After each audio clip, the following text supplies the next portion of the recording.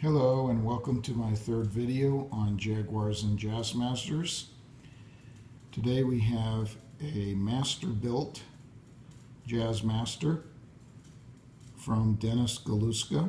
This will be my number 7 Dennis Galuska guitar. This was built in 2012, just recently taken out of hiding and put on the market. And it was totally unplayed and just the way Dennis built it, other than for sitting around for a couple of years. There it is.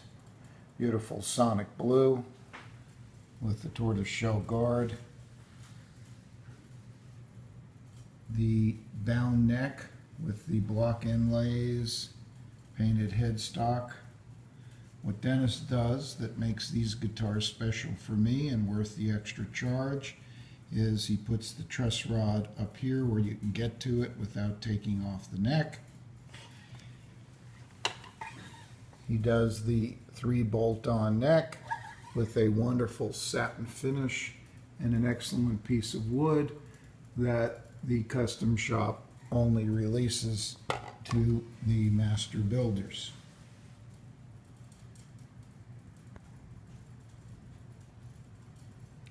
The issue, again, as in my other videos, is that even though this is master built, it is not a masterpiece. And that is because of the bridge. Now, this has been the standard problem on Jazzmasters and Jaguars, and notice this bridge, all of the strings are resting on the conventional Fender equipment, which causes buzzing, rattling, makes it impossible to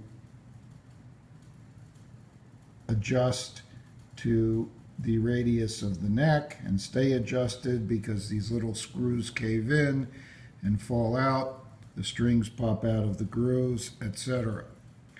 Then we have the tremolo. Notice how this just flops around and falls off, and this has been a continuous issue.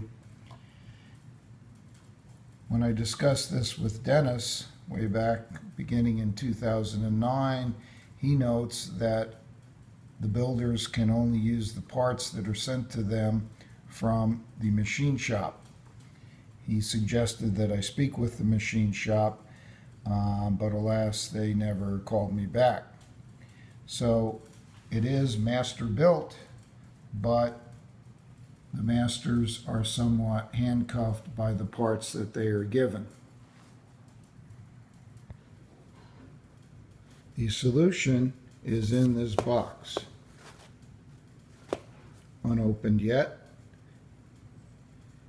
and this box comes from Mastery Bridge, which is the creation of John Woodland. John Woodland is one of the authors of the story of Paul Bigsby, as you can see. In my opinion, he has revolutionized the Jaguar and Jazzmasters and made them once again playable because of the parts that we're about to see.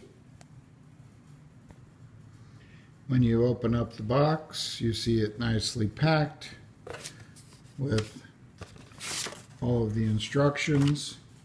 This is called the kit.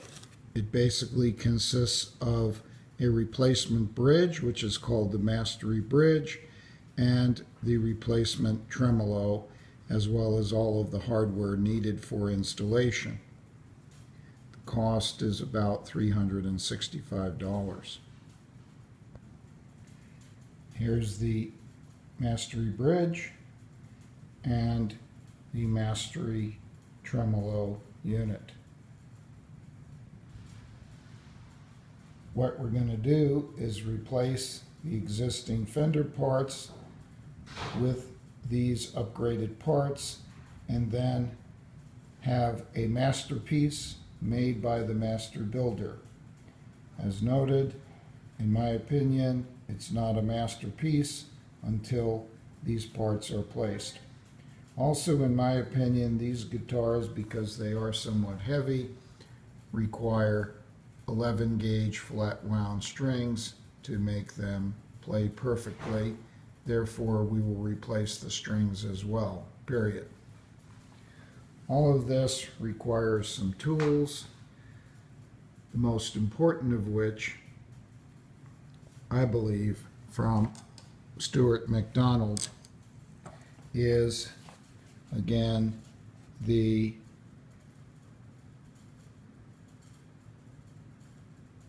neck relief gauge, which allows for perfect adjustment of the truss rod with this device, placing it at the 6th fret in the playing position and setting it to -2.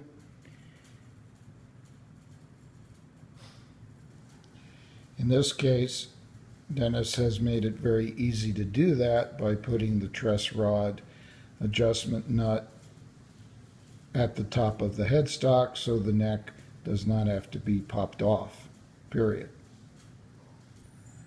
Other essential tools are the string radius guide, which with the Mastery bridge isn't even needed because JW takes care of all of that in the way that the bridge is set up.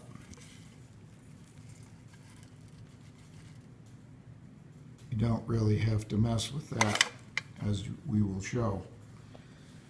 And the string height gauge. Here's a kind of a neat tool bag from Home Depot that's great for guitar work. It contains all the parts that you need. Another essential part is the Ernie Ball string winder. Contained in this bag are truss rod wrenches, various screwdrivers,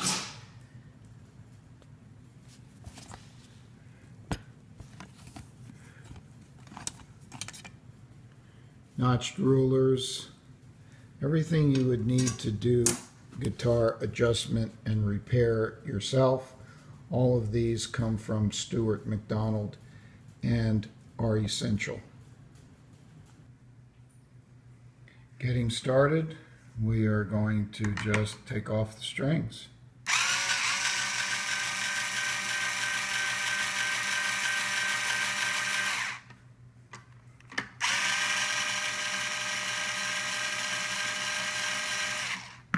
I will do all this and get back to you. Okay, strings are off. Now we just need to lift out this bridge. Now again, don't even think about trying. These will just never work. You'll continue to get rattle, buzz, can't adjust the string radius. And putting on the buzz stop, which was what we all did before the Mastery bridge, didn't help either. The Mastery bridge comes with 3 Allen keys.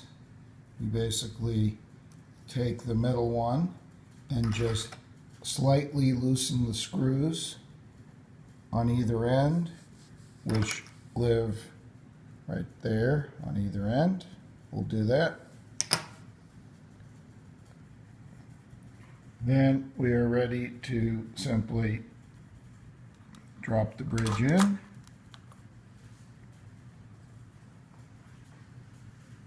Looks great already. Tighten up.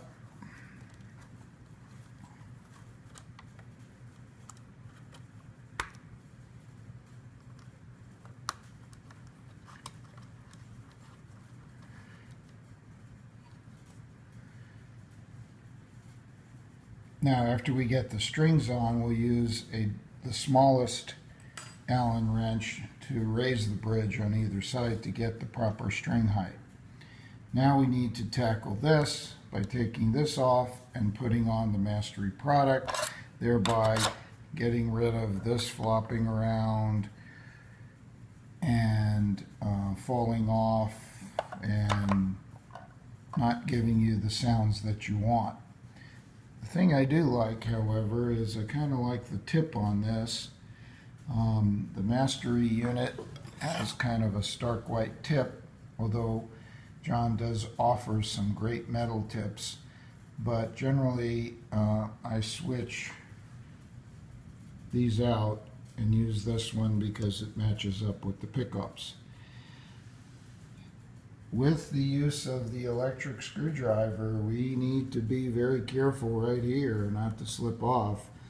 Unfortunately, I did that one time.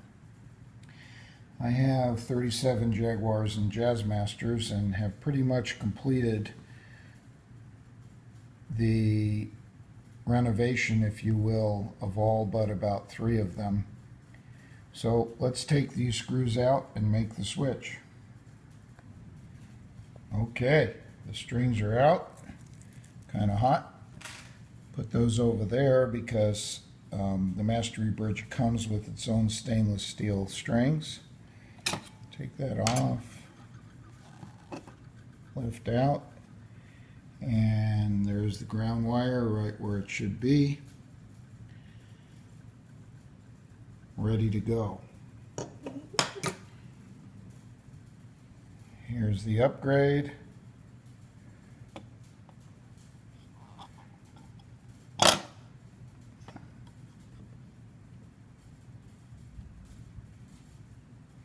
Right in, everything matches. We have the stainless steel screws there, which I will now install and be right back to you.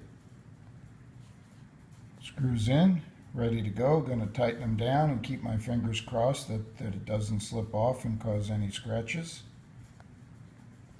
Here we are, perfect.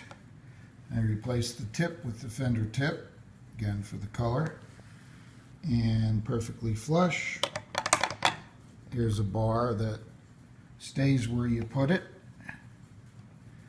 doesn't fall off, higher than the other. Therefore, it can be used for what it was intended to be used for, which is important, playing ventures and surf kind of stuff. And you can adjust with this center screw the tension as well, and underneath is a tension screw lock for the movement of the bar as well. Tremendous improvement. Now we need to put the strings on and get back to you. For me, those are Diodario XL Chromes, which are flat wound strings beginning at 11 gauge. They are called Jazz Light. Okay, that didn't take too long. All right, all strung up. And now what we need to do, since the bridge is too low, it's flush to the body and the original was not, is we just need to adjust with a small Allen wrench, and that's when we will use the string height adjustment gauge as well. So we'll make those adjustments right now by placing this right here and turning till we feel some tension, and with that then the bridge comes up.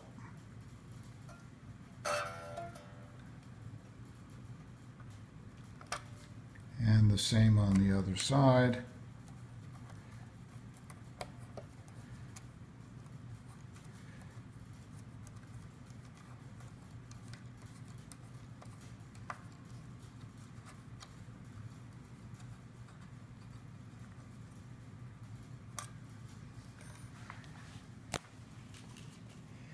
And then in the playing position, by using the string adjustment gauge, which I won't bore you with, but I'll just do, on both the treble and the bass side at the 12th fret, make the proper adjustments, which some folks say should be 0.65 to 0.75 on the treble side and 0.75 to 0.85 on the bass side.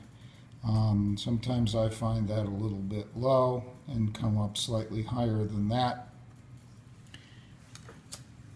So those adjustments will be made. Be back in a second. And there we are. Not in tune yet because the tuner's on this phone that I'm using as the video camera. Now here's the bar with perfect tension. Stays where you put it. Looks beautiful. Here's the bridge with the perfect string radius. Smooth grooves, meant to be that way, not the notched bolts that were there before. And basically we've taken a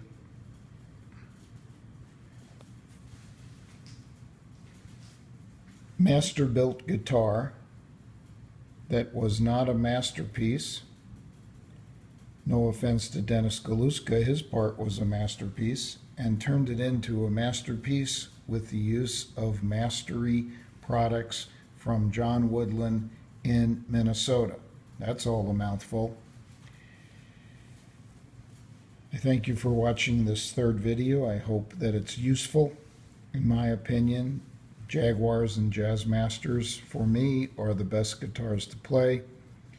I'm sort of partial to Fender. I know that Andy Elliott builds one that I have as well, called the Tone Master in Cardinal Red. That's spectacular. He does kind of a Strat type bridge through the body. I kind of like this straight pull, but his guitar is a work of art, plays perfectly out of the box, doesn't need any of these replacement parts. Again, I'm still partial to Dennis because we have a history, and I like what he's done here with the bound neck and the bolt-on 3-bolt neck situation, the upgraded tuners, and the beautiful wood on this neck as well. So again, I thank you for watching this, and I hope it is useful in redoing your own Jaguars and Jazzmasters using the parts that come from John Woodland in Minnesota through Mastery Bridge. Thank you.